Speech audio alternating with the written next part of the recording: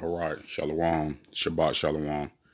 First and foremost, I want to give all praise and glory and honor to Yahweh, Bahashem, Yahweh Shai, Bahashem Rakakadash. Double honors to all the elders and apostles of GMS that taught me this truth. Peace and shalom to my fellow Akim that are pushing this truth with all honesty and sincerity. Shalom to the hopeful elect, man. And this is gonna be a quick lesson. Going into hell, all right, because as we get closer and closer to the end, these Christians they wax weaker and weaker, man. All right, and the lid has basically been ripped off of Christianity, and so we're just going into exposing another false doctrine of Christianity, man. And one thing is that the Lord Yahweh Bashim Yahweh Shai, what they say, God is all love, but if you disobey Him, if you know don't follow His statute, which they, I mean, and that's even confusing because yet they teach that the laws are done away with. But if the laws are done away with, then how do you sin and go to hell forever? What can you do to sin and go to hell forever? Right? But I mean, how can you sin if the laws are done away with? Right? Which is confusion within itself. But if the Lord loves is all, God is all love, then you sin or whatever they call it, and He'll send you to hell to burn forever. But He's all love. And so just more confusion of the Christian doctrine. And so we're just going to go to a few scriptures and show you that hell is not a place where you go and you burn forever. Hell is a condition. And in some, and hell is on earth. Hell is here on earth as well. And most of you Israelites are catching hell, man. All right, especially the ones that are in the truth. Now, the Lord Yahweh Bashim Yahushua looks after us, watches over us, right? And He tries us, okay? But for the most part, Jake is catching Jake is catching hell, and it's only going to get worse, especially when Jacob's trouble comes. All right.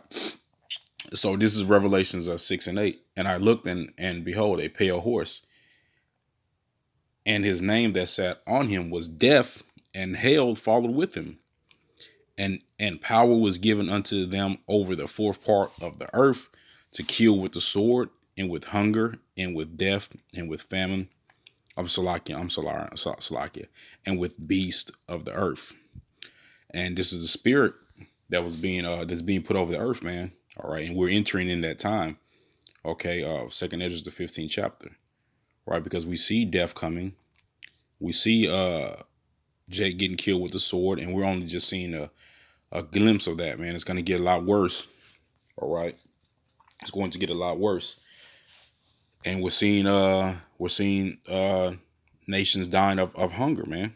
All right, I remember a few years back there was a lady down in Venezuela. Her daughter was 19 years old, and she weighed like 30 pounds when she ended up dying. So she was just bones, man. Starved to death. That's wild, man. But we're gonna go into the blue letter. Pull it back up. We're gonna go into the blue letter and just pull up hell. And we're also gonna I've done a video like this before on my other page that was terminated. And just speaking of, I got a strike today, or a warning rather today, man. On a video that I did like 2 weeks ago. Probably 2 weeks ago they removed it. And so yeah, we just getting in that time, man. It's gonna be what it's gonna be, It's gonna be what it's gonna be. I already have another page lined up, ready to go. And so, hey man, it's gonna be what it's gonna be. But it says hell. Let's just get it. Strong's G86. Hades. Hades. Thayer's Lexicon. Hades. Hades. Hades. Says name of Hades or Pluto, the god of the lower regions. Arcus, the netherworld, Salakia, the realm of the dead. And it says later use of this word, the grave, death, hell. And that's just really what it's what is used. That's what it is, man. Okay, it's just death or condition. Let me see.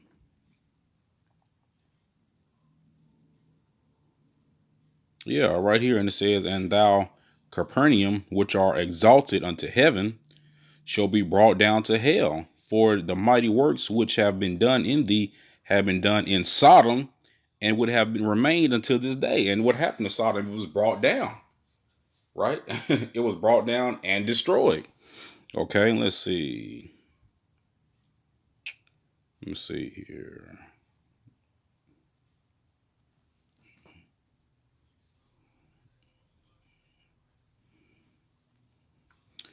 It says, and in hell he lifted up his eyes, being in torments, and seeth Abraham afar off, and Lazarus in his bosom. And that was just going into the parable of the rich and the poor man.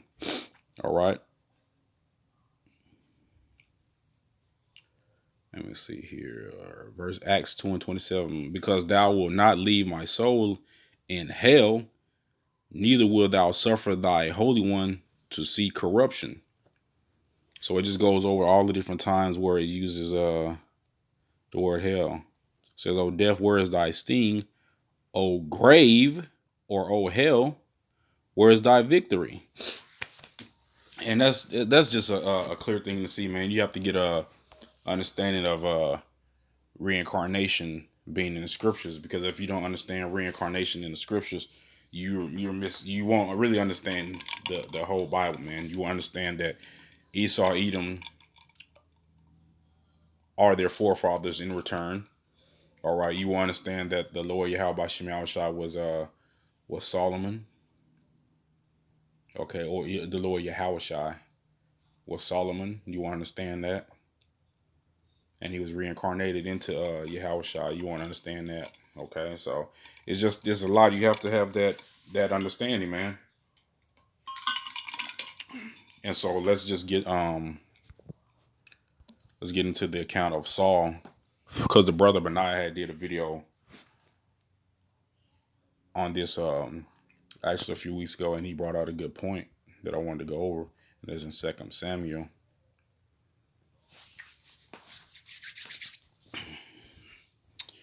So let me see where I should start at. If those don't know the account, the Lord Yahweh Bashim Yahushua wasn't wasn't answering Saul anymore. He wasn't working. He wasn't answering Saul anymore, because Saul didn't do what he was supposed to do. He didn't wipe out the Amalekites like he was supposed to. And so the Lord stopped supping with him. And so Saul went to inquire of a medium, or a witch, if you will.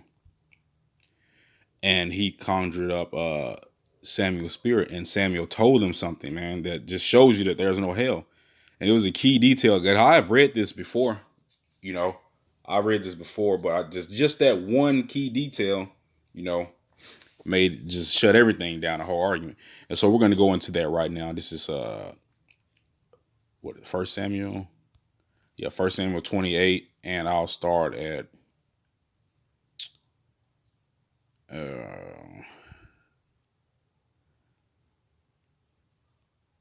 I'll start at 14. And he opened, and he said unto her, what form is he of? And she said, an old man cometh up, and he is covered with a mantle. And Saul perceived that it was Samuel, and he stooped with his face to the ground and bowed himself. And Samuel said to Saul, why hast thou disquieted me to bring me up? And Saul answered, I am sore distressed, for the Philistines make war against me, and Yahweh is departed from me, and answer me no more, neither by prophets nor by dreams. Therefore I have called thee, that thou mightest make known unto me what I shall do. So Saul was in straits, man. He didn't know what the hell to do. All right, the Philistines was on his head. Ultimately ordained by the Lord Yahweh Bashim Yahushua. And verse 16. Then said Samuel, Wherefore then dost thou ask of me, seeing the Lord Yahweh departed from thee, and is become thy enemy, and the Lord have done to him as he spake by me. For the Lord have rent the kingdom out of thy hand and given it to thy neighbor, even to David. So the Lord Yahweh Bashim Shai wasn't working with him, and he's going to give the kingdom over to David. Because thou obeyest not the voice of the Lord, nor executest his fierce wrath upon Amalek. Therefore the Lord has done this thing unto thee this day. Moreover, the Lord Yahweh will also deliver Israel with thee into the hand of the Philistines. And tomorrow shalt thou and thy sons. Here's a key point right here. And he's answering him. Moreover, the Lord Yahweh will also deliver Israel with thee into the hand of the Philistines. And tomorrow shalt thou and thy sons be with me. So see, Samuel's spirit went back to the Lord Yahweh Shemel Shad. All spirits go back up, man. And so why didn't Samuel say, well, you're going to go to hell when you die tomorrow? But he didn't say that. He said that you shall be with me. Okay. And look, that's pretty much cut and dry right there. All right. And the Lord also shall deliver the hosts of Israel into the hand of the Philistines.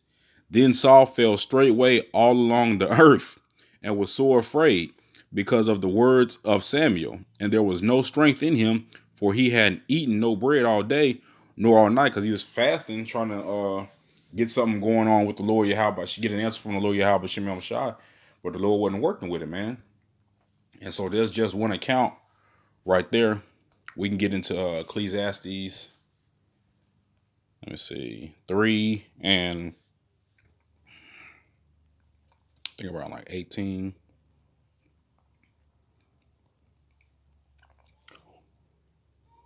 Actually, let me see.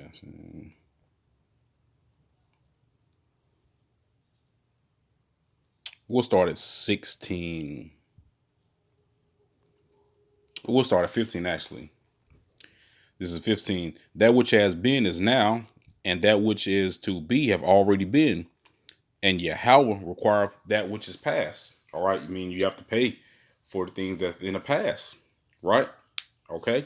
Verse 16. And moreover, I saw under the sun, which is earth. Okay. The earth is under the sun. And moreover, I saw under the sun the place of judgment, that wickedness was there, and the place of righteousness, that iniquity was there. All right. So there's wickedness and righteous under the sun. Is there wickedness in hell? No. Or Salaki, is there righteousness in hell?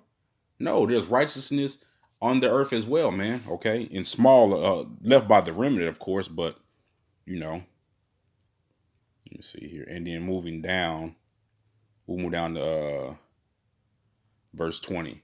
All go into one place. All are of the dust, and all turn to dust again. Okay. And we all go to one place. All spirits go to one place. And we're going to further back that up with Job. Let me see. This is Job 14 and 14. Let me turn to my hard copy here. Job 14 and 14. If a man die, shall he live again? All the days of my appointed time will I wait till my change come. And there you go, man. Right there. All the days of his appointed time, he will wait until his change come. Until he comes back into that, until he goes into, his spirit goes up to the Lord Yahweh Shem Yahweh Shai. And then he's reborn back again. Okay, his change will come. All right, both times. All right, like the scripture says, there are celestial and there's terrestrial bodies, man. All right. So what is the need for having a celestial and a terrestrial body if there's a hell? What burns, you know?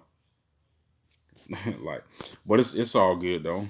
It's all good. Like we say, man, the Christian doctrine is on life support, and they walking down the hallway getting ready to pull the plug on it, man.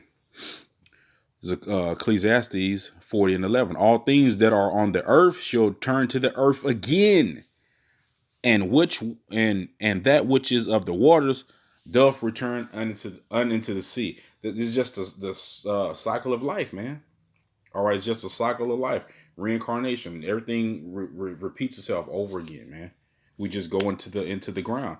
Let me see if we can get that. I think that was in Job 19.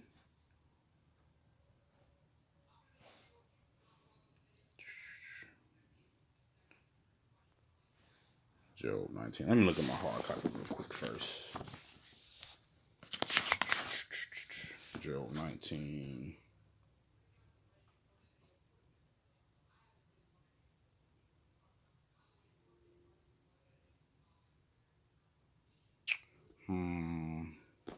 Yeah, we can go with Job 19.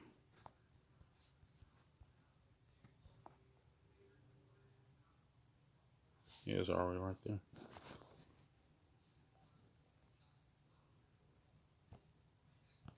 Yeah, let's just read out the NIV, see what it says.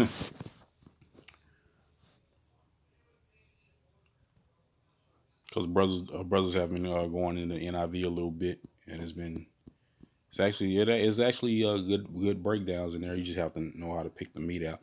This is Job 25. I know that my Redeemer lives, and that in the end he will stand on the earth. And after my skin has been destroyed, yet in my flesh I will see power. I myself will see him with my own eyes, and I and not another. My heart yet yearns within me. So again, that's going into reincarnation. Job knew this. The Lord Yahweh Shai gave him that vision. I can't remember. Let me see. I can't remember the what chapter it was in the where he was giving the account, where he was showing you that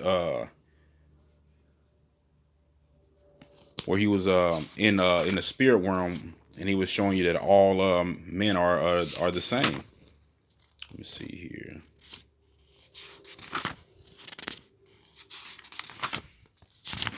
Yeah, I forgot. I should have pulled it up. I thought I had it pulled up, but I didn't. But it's all good. We're gonna go over into where we get an idea of where this whole hell doctrine comes from, man. Go back one verses, Jeremiah 70 and 30. Jeremiah 70 and 30. For the children of Judah have done evil in my sight, saith the Lord Yahweh. They have set their abominations in the house which is called by my name to pollute it, in the Lord's temple, man. Okay. That's what they're just, man. Just like quote unquote today, man. You're supposed to make these Christian temples, and the church is supposed to be the house of the Lord, but all types of abominations and wickedness go on there, man. Okay. Verse 31. And they have built the high places of Tophet, in which is the valley of the son of Hanan, to burn their sons and their daughters in the fire, which I commanded them not, neither came into my heart. And they picked those practices up from the Canaanites, man. Okay, offering their children to Molech. That's why the Lord Yahweh Shai wanted us to not join unto the other nations, man. Because every time and that's in Ezekiel the 23rd chapter too. Every time we went into a nation, just like today, we picked up their traits, man. We picked up their traits. But the key point is this word Tophet that I have pulled up.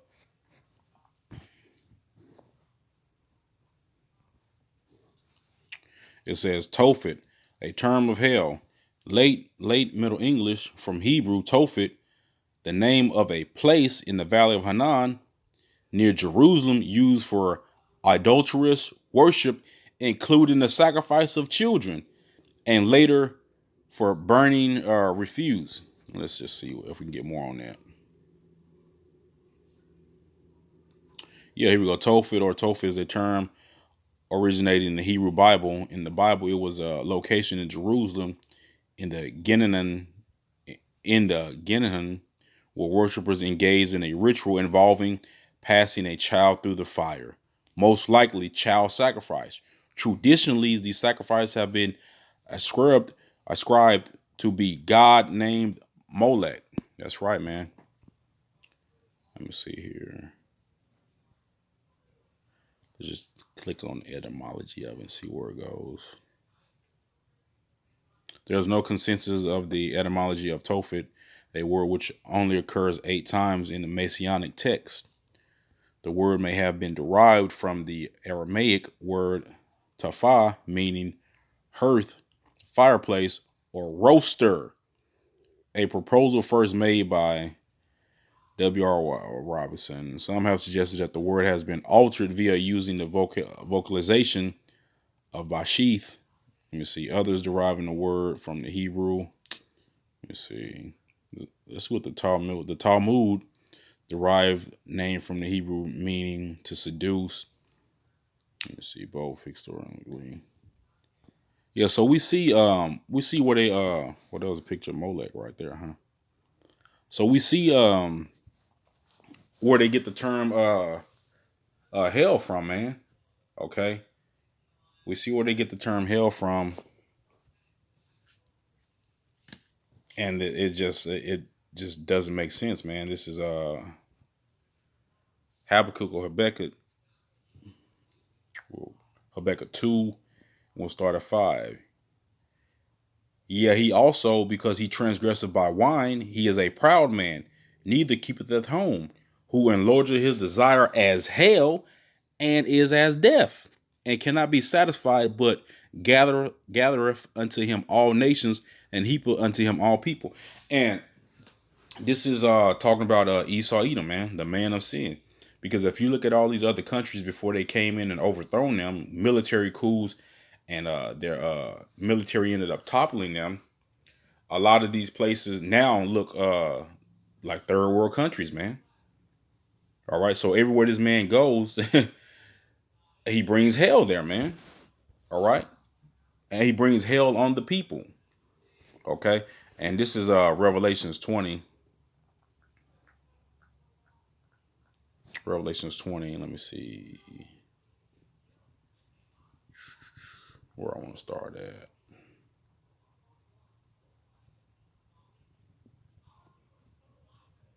Yeah, we'll start at 10. And the devil that deceived them was cast into the lake of fire. Now wait a minute. I thought that he was already in hell.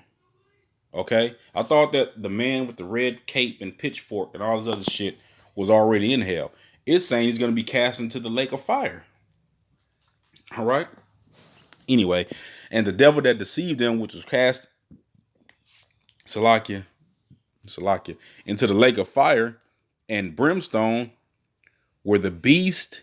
So right there, you see a separation between the devil and the beast, where the beast and the false prophet are, and shall be tormented day and night forever and ever. And see, a lot of people don't have the understanding, think that that's talking about hell, man.